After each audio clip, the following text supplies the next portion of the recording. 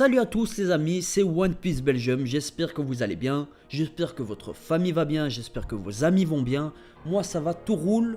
Aujourd'hui on se retrouve comme chaque jeudi pour la review, critique, analyse du chapitre de One Piece, et cette semaine c'était le 847, Luffy et Big Mom. Et bon, après ce chapitre, je vois vraiment pas comment on ne peut pas avoir d'ici la fin de cet arc un affrontement entre Luffy et Big Mom. Après ce chapitre, c'est obligé qu'on aura un combat entre Luffy et Big Mom.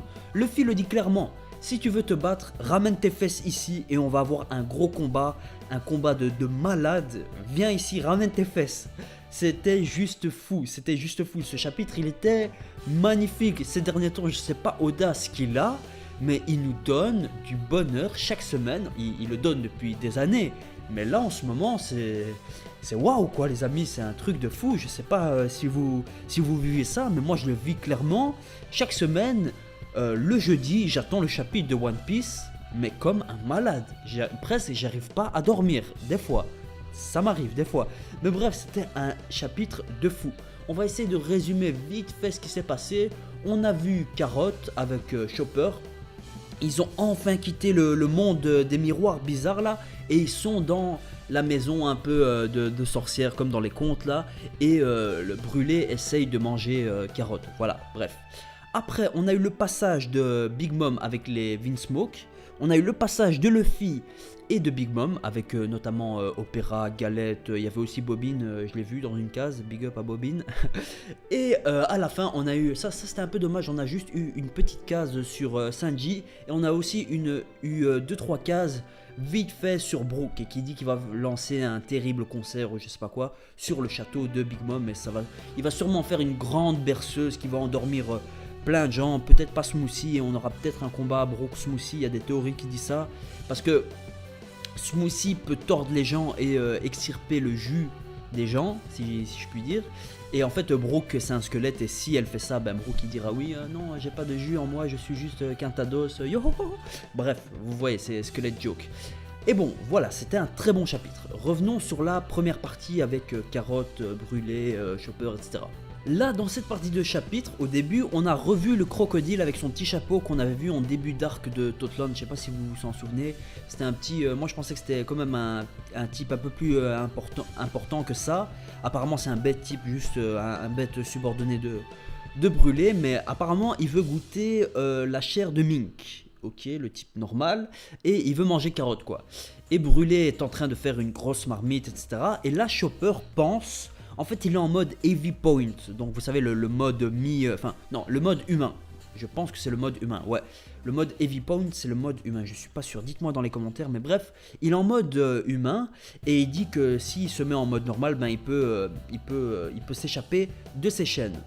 Et voilà quoi, il va juste s'échapper, je pense, de ses chaînes dans les prochains chapitres, et on aura vraiment une mise en avant de Chopper, je pense. Peut-être que Chopper va battre Brûlé. J'ai dit plein de fois que Brûlé normalement devrait se battre avec Nami, mais là, vu la tournure des événements, on voit que Nami est prisonnière, comment on dit. Vu que Nami est prisonnière avec Luffy, je pense pas qu'elle va affronter Brûlé, donc peut-être que ce sera au tour de Chopper, et ça faisait longtemps qu'on n'a pas eu une mise en avant de Chopper, je veux dire en combat. Je pense que son dernier combat, c'est vraiment combat, c'était sur l'île des hommes poissons, non? Je pense pas qu'on a eu de combat de Chopper vraiment fight ces derniers temps. Mais bon, je sais pas, dites-moi si vous vous en souvenez d'un combat de Chopper après l'île des hommes poissons. Je pense pas qu'il y en a eu. Mais bref, ouais, je verrais bien Chopper se battre contre Brûlé. Il dit aussi qu'il peut se mettre en mode Monster Point, comme ça fait 6 heures. Peut-être qu'on va avoir une nouvelle technique de Chopper, peut-être qu'il va prendre, je sais pas, 2-3 Rumble Ball, ou peut-être qu'il a une nouvelle transformation dans son sac, qui sait. Donc voilà, cette première partie du chapitre, elle était pas ouf, mais bon, ça fait avancer les choses, et ça c'est tant mieux. Après, on est arrivé à la partie du chapitre qui m'a le plus plu. Enfin, bon, pas vraiment. Enfin, il y en a eu deux. Il y a eu celle avec Big Mom et les Vinsmoke, et celle avec Luffy et Big Mom. Big Mom se trouve dans les deux, donc bref, tant mieux. Là, on voit que Big Mom, en fait, c'est une grosse malade, une grosse tarée.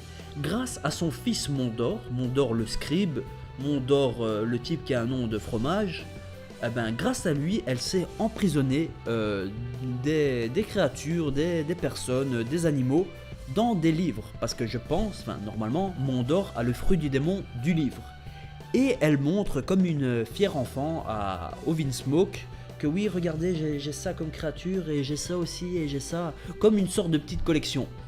Et on a vu que elle a une sorte d'animal bizarre qu'on a déjà vu avant. Je pense que cet animal, si on peut appeler ça comme ça, s'appelle la manticorne ou je sais plus trop quoi. C'était en fait une bête qui se trouvait au niveau 2 d'Impale Down. Et ça c'est cool, Oda fait à chaque fois des liens avec les différents arcs. Bref, ça c'est un petit lien, mais ça fait quand même plaisir et ça j'aime bien. On a aussi un autre lien avec Punkazar. Apparemment l'un des subordonnés de Big Mom, ou peut-être elle-même, je sais pas, enfin je pense pas, mais a été sur Punkazar et a pris, c'était quoi je sais plus ce qu'elle avait pris comme créature, mais je sais, allez, un centaure, voilà, un centaure. Elle a été prendre un centaure à Punkazar. Elle a pris aussi une sorte de mix entre les longues jambes et les longs bras. Enfin bref, elle a une grande collection de créatures et ça fait référence au fait que sur son île, elle veut que toutes les créatures et toutes les races de One Piece y vivent.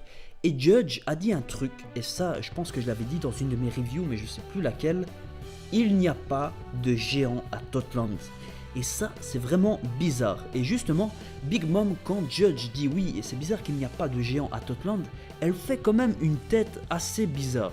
Maintenant, peut-être que Elbaf est en froid avec Big Mom. Et c'est pour ça qu'il n'y a pas de géant sur Totland. Alors ça, ce serait juste fou. Peut-être qu'en fait, il y a une sorte de guerre entre Elbaf et Totland. Peut-être que, enfin, je sais pas, il y a plein de possibilités, il y a plein de théories à faire avec ça. Et c'est franchement l'une des informations, enfin non, il y en a une plus grande et j'y reviendrai par la suite. Mais ça, c'est l'une des informations les plus importantes de ce chapitre. Et peut-être qu'on en apprendra plus par la suite, très prochainement. Mais ça, c'était vraiment bien joué de la part de Judge d'avoir dit cela. Après ce petit passage, Big Mom parle avec l'un de ses subordonnés et ce petit pirate là, il dit que oh, les Germa Double Six sont si cool, etc. Et Big Mom dit un truc bizarre, oui, ne te laisse pas avoir par la beauté, enfin, c'est pas la beauté qui compte et tout ça. Pourquoi elle dit ça? C'est trop bizarre la relation de Big Mom et des Germa Double Six. J'ai vraiment l'impression qu'il va y avoir une trahison et c'est inévitable. L'un de mes potes m'a dit une théorie qui était pas mal. Et si par exemple, lors du dîner qu'il y a eu entre les Germa Double Six et Sanji et Big Mom, et si les aliments que tous les Vinsmoke ont ingurgité, on a bien vu que ces aliments, en fait, ils étaient vivants, ils avaient une âme dans leur corps d'aliments. Voilà. Eh bien, est-ce que Big Mom pourrait pas contrôler les Vinsmoke après grâce à ces petits corps avec des âmes dedans? Enfin, peut-être que Big Mom va réussir à contrôler les Vinsmoke grâce à ça. Enfin, il m'avait dit cette théorie et franchement, j'ai bien aimé. Dites-moi votre avis dans les commentaires. Franchement, je trouve ça très plausible. Je sais pas qu'est-ce que vous en dites. Mais bref, voilà. Mais c'est presque sûr qu'il y aurait une trahison. Big Mom, les Vinsmoke. Enfin, s'il y en a pas, c'est vraiment bizarre. S'il y en a pas, flag que Oda va nous sortir un autre truc vraiment qu'on s'y attendait vraiment pas. Comme d'hab dans One Piece. Mais voilà. Après, Big Mom parle au Denden Mushi avec Luffy. Et Big Mom est vraiment cool. Elle dit oui, c'est bon, je passe l'histoire de l'île des hommes poissons parce que le roi Neptune m'a donné tu m'as donné des grands cadeaux, des trésors et tout ça. Et dans ces trésors, il y avait la Tamatekabo. Voilà, j'ai bien réussi à le dire. Et cette boîte, en fait, souvenez-vous, je vous en avais parlé dans la review du chapitre je sais plus combien, mais dans cette boîte, en fait, il n'y a pas le trésor du tout de l'île des hommes poissons. En fait, cette boîte, elle est remplie d'explosifs, parce que le ministre de droite ou de gauche, je sais plus, avait rempli cette boîte d'explosifs pour pas que Oddie Jones tombe dessus. Et si Oddie Jones tombait dessus, ben, elle lui explosait à la gueule. Et Big Mom, qu'est-ce qu'elle veut faire? Elle veut ouvrir cette boîte lors de la Tea Party. Mais ça va être un truc de dingue les amis, cette Tea Party, vous vous rendez même pas compte. Ça va être un truc de fou. J'ai hâte d'y être. Il y aura de l'explosion, il y aura du fight, il y aura plein de trucs, il y aura des invités et tout. Ça va être juste génial. Et après, Big Mom dit que Oui, je pensais que tu allais me combattre avec ton équipage, etc. Mais pour finir, tu viens ici et tu fais rien. Enfin, c'est bizarre. Et là, Luffy dit oui, mais non, c'est juste une. Je viens juste récupérer Sanji. Et si tu veux te battre, ramène tes fesses ici. Donc là, Luffy provoque encore Big Mom. Il a provoqué je sais pas combien de fois. D'office qu'on aura un affrontement entre Luffy et Big Mom. C'est presque, enfin, je sais pas. Pour moi, ça me paraît évident. Je sais pas vous, mais sûrement qu'on aura ça à la fin de l'arc. Et sûrement que Luffy va être sauvé par une personne au dernier moment. Comme quand il s'est fait sauver à Sabaody par Riley. Comme quand il s'est fait sauver à... comment ça s'appelait cette ville encore? Allez, la ville de Goldie Roger, là, quand il s'est fait exécuter par Buggy et qu'il s'est fait sauver par Dragon. J'ai un trou de mémoire, les amis. Comment elle s'appelait cette ville? Je m'en souviens plus. Bref, c'est pas grave. Ça m'énerve quand j'ai des trous de mémoire comme ça, mais bref, cette ville, je sais plus comment elle s'appelle. Voilà, il s'est fait sauver plein de fois et je vois bien le fils se faire sauver à la fin de ce combat avec Big Mom. Donc voilà, et à la fin du chapitre, on a Brook qui dit qu'il va faire un concert pour tout le château. Voilà, il va sûrement endormir tout le monde, je l'ai déjà dit en début de review. Mais voilà, ça risque d'être fou les prochains chapitres. Et la dernière chose dont je vais parler, c'est bien entendu le cas de Lola. Lola, eh bien, on peut dire qu'elle nous l'a fait à l'envers, les amis. Franchement, Lola a dit à un ami... Oui, si t'as des problèmes au Nouveau Monde, va voir ma mère, c'est une très gentille, enfin pas une très gentille, mais elle va vous aider, etc. Et apparemment, Lola est en de mauvais termes avec Big Mom. Enfin, c'est trop bizarre, pourquoi Lola a dit à Nami d'aller voir Big Mom si Big Mom est fâchée sur Lola? Parce que Lola n'a pas accepté un mariage, et si elle avait accepté ce mariage, écoutez bien, elle aurait pu battre Kaido, Shanks... et putain de Barbe Blanche. Ok. Bon, imaginons juste avec qui Lola aurait dû se marier. Avec qui? Franchement, j'en ai aucune idée. Le seul type assez puissant pour... Enfin, il y a deux personnes... Enfin, non, il y en a 6 en fait. Il y a 6 personnes qui peuvent être aussi puissants pour que Big Mom puisse battre Shanks, Kaido, Barbe Blanche, etc. Il y a les 5 étoiles, le Gorosei. Enfin, même si on n'a jamais vu leur puissance, on sait qu'ils ont l'air super badass, super puissants. L'autre là, il a la première épée, la Saijo Owazamono Kitetsu, je sais pas quoi là. Voilà. À part le Gorosei, il y a Monkey D. Dragon, le père de Luffy. Mais bon, ça, je vois pas trop Lola se marier avec Dragon, c'est un peu con, je vois pas du tout ça. Mais voilà, à part ces 6 personnes, qui Lola aurait dû prendre comme époux pour avoir un tel pouvoir, enfin pour que Big Mom ait un tel pouvoir? Franchement, je vois pas. Peut-être un mariage avec... bah oui, peut-être un mariage avec un des princes d'Elbaf. Et la coalition entre Totland et Elbaf aurait été telle que Big Mom aurait pu battre Shanks, Kaido et Barbe Blanche. C'est bizarre parce que Big Mom cite pas Barbe Noire. Enfin, c'est un peu normal parce qu'à l'époque, Barbe Noire n'était pas encore Yonko. Mais voilà quoi, c'est une information vraiment... j'étais choqué.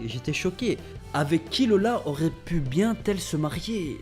Ouah, j'ai aucune idée. Peut-être que Oda va nous sortir un personnage vraiment plus haut que les Yonko. Enfin, je sais pas, je suis trop excité les amis. Imaginez, c'est un type qu'on n'a jamais vu, trop puissant, avec un acquis des rois, acquis des dieux. Imaginez, enfin je sais pas. C'est un truc de dingue, je vois vraiment pas qui ça pourrait être, mais c'était un chapitre de malade. J'ai trop kiffé. Luffy et Big Mom, terrible chapitre. Luffy versus Big Mom, terrible titre de review, vous trouvez pas? Enfin, je sais pas. Voilà quoi, je suis sans mots. Je sais que la semaine prochaine, on a un chapitre, mais après le 848, apparemment, on devrait attendre 20 jours avant d'avoir un chapitre de One Piece. J'ai lu ça sur les différents forums, Manga France, Euro Jackson, sur plein de trucs, sur Arlong Park aussi. Donc voilà, c'est bizarre, mais on a ça chaque année avec les pauses de Noël, etc. Mais les amis, à chaque fois, à la fin de l'année, on a un chapitre de malade. Comme par exemple, l'année passée, c'était avec le fait que Nekomamushi et Inuyarashi ont eu leurs bras et leurs jambes respectivement coupés.